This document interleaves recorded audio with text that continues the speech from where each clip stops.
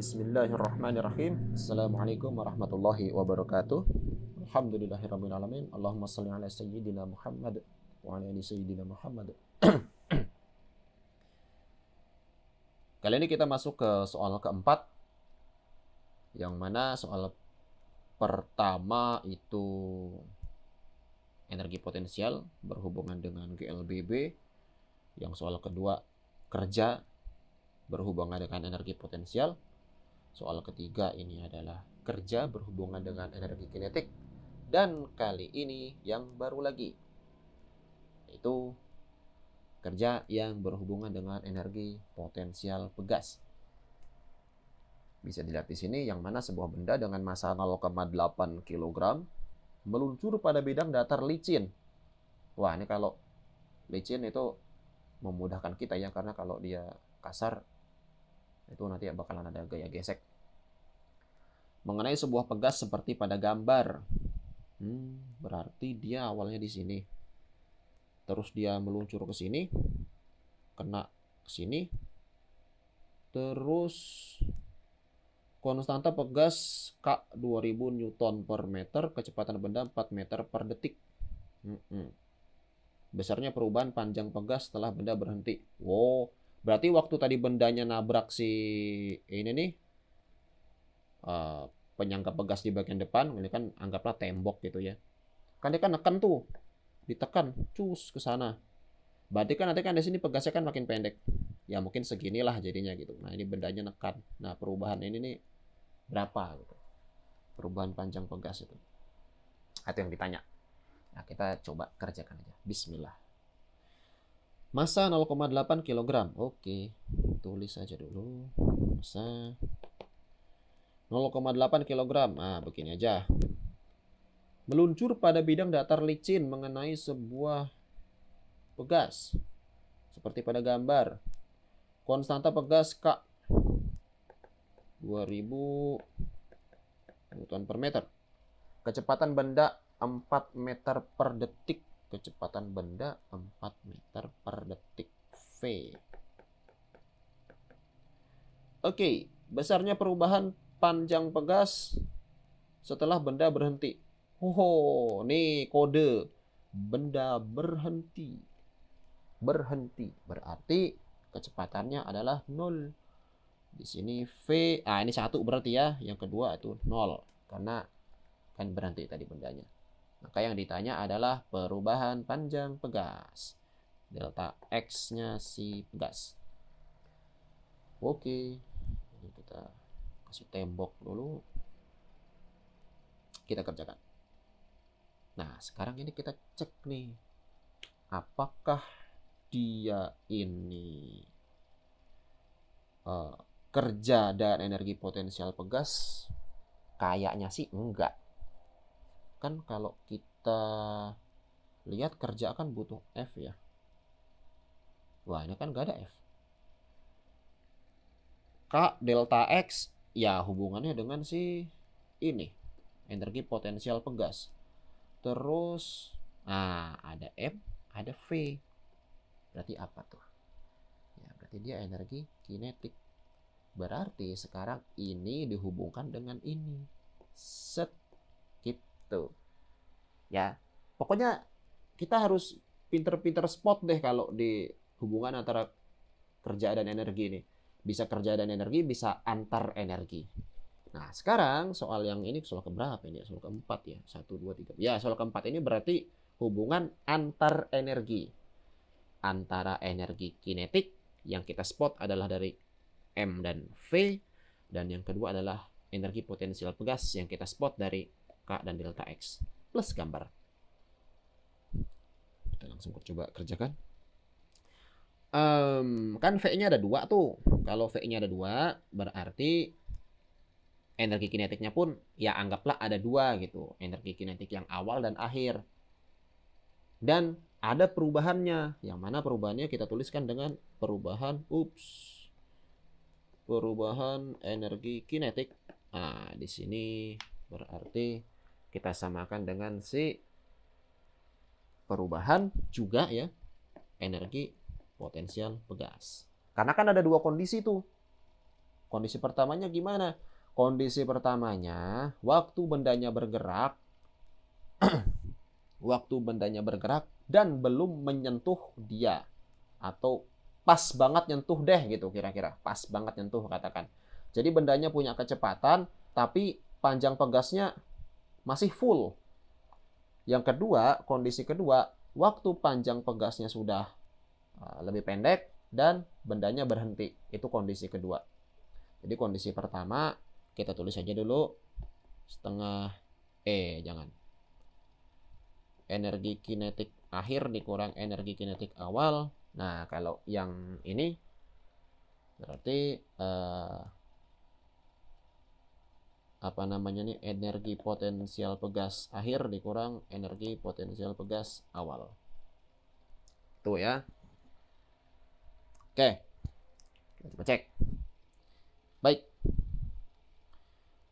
Yang pertama adalah kita spot ke sini dulu. Energi kinetik terakhir. Kita belajar dari yang soal ketiga juga ya, yang mana kalau energi kinetik yang terakhir, energi kinetik kedua ini ada V2, kalau dia bernilai 0 alias bendanya sudah berhenti, maka ini otomatis bernilai 0. Rombongan energi kinetik yang terakhirnya itu. Nah, di sini pun kita bisa spot nih. Ini kan berarti kan energi kinetik yang kedua kan pas bendanya berhenti. Ya berarti kan udah nggak punya energi kinetik dong. Nah, ditandai juga dengan si V2-nya adalah 0. Ya udah, berarti kita langsung tulis aja dia 0.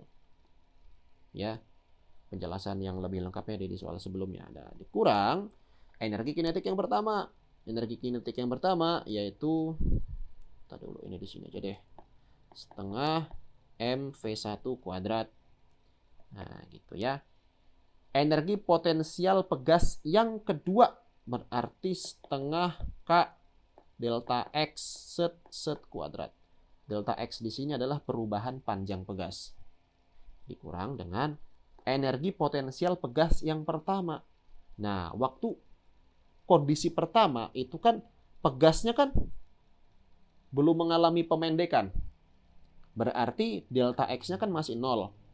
Kalau delta X-nya masih 0, dia belum mengalami pemendekan, maka dia bernilai 0. Kan belum mengalami pemendekan. Itu logikanya jadi begini. Setengah K delta X, saya kasih angka 2 deh di sini. 2 kuadrat. Lah kalau yang dianya aja bernilai 0, berarti kan 0 dikuadratin 0. Dikali ini tetap 0. Dikali ini tetap 0. Berarti kan tetap 0 kan? Itu maksudnya. Jadi kalau dia belum mengalami pemendekan atau perpanjangan, maka energi potensial pegasnya bernilai 0. Oke. Sekarang kita coba kerjakan saja. Ini berarti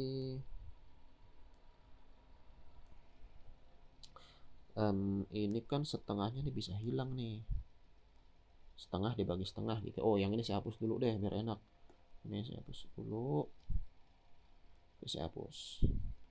Siap. Setengah bagi setengah. 1. Terus di sini ada negatif M. M-nya 8/10. Oke. 8/10. Ya. Dikuadratkan. Oh, nggak dikuadratkan. Yang V1 yang dikuadratkan. Oh, maaf, meleng sedikit saya. V1 berapa? 4. 4 dikuadratkan. Terus K-nya berapa? 2000. Dikali delta X. Nah, yang ditanya delta X tadi kan. Ini delta X yang tinta merah itu. Ini mana. Nah, ini dia. Besarnya perubahan panjang pegas setelah benda berhenti. Ya, delta X yang ditanya. Kuadrat. Tuh. Oke. Maka di sini